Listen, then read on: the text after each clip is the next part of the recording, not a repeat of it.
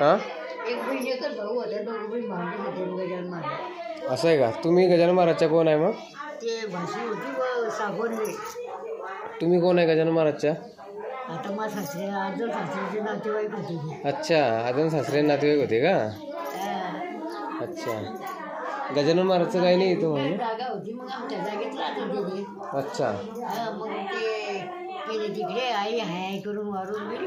हा, गजानन महाराजची आई लहानपणीच वाढलेले होते त्याचे. हा, मग या आमची जागा अशी पडेल होती हा, खाली. मग नंतर आमनं बांधली इतकी खोली आलं कसं करून टाकली बाबाच्या नावावर देऊन टाकली. अच्छा, बाबाच्या नावावर देऊन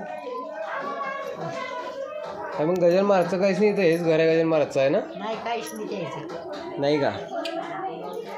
आता त्या जुन्या लोक आहेत काय काहीच नाही. इथं जन्म झाला गजानन महाराजचा? जागा आहे फक्त.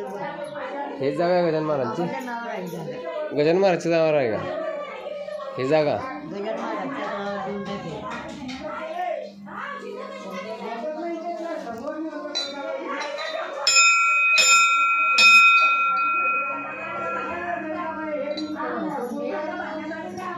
बाहेर बसला बाहेर.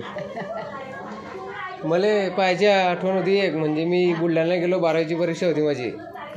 12वीचा पेपर होता माझा, 12वीचा पेपर दिला बुलढाण्याला. मग इकडून आलो, म्हणलं थंडे जाऊन ये इकडेच.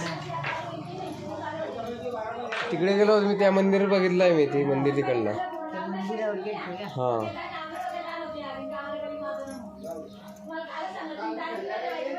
चला येतो मग. हां, ठीक आहे. तुझी